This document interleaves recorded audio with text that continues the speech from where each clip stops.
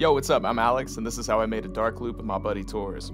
So Torres slid through yet another MIDI pack. I grabbed this one, threw it into a Serum Keys sound, threw halftime over the top of that to subdue it, because they had a lot of notes, but I liked the dark tone and the atmosphere of everything. So by adding the halftime and a little EQ to pull out the low end that came after it, it added a very nice ambient starting point and a really dark, eerie sound for this loop.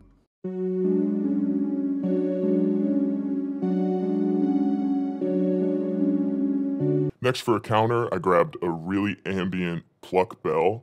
That does a very simple pattern, but it more functions as like a feeling or fullness layer as opposed to an audible layer. You don't necessarily pick up on it unless you're listening for it, but when it goes away, you can tell that it's gone, if that makes sense.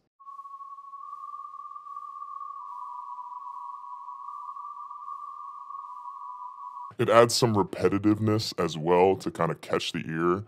And throws in a lot of, like with that reverb tail, a lot of ambience. So I needed a lead line of some kind, a little top melody, but there was a lot going on already in this loop. It was fairly full.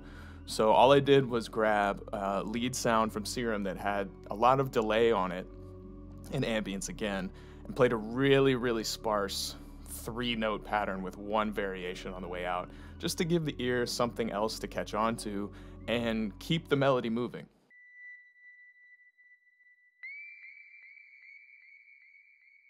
Very, very simple, but ties everything together very well. The last piece is a sub bass from Serum. Had a little bit of glide to it when it hits the second note, but it's really just doing the old root notes treatment so that you know what's happening if you want to add bass to it on your own.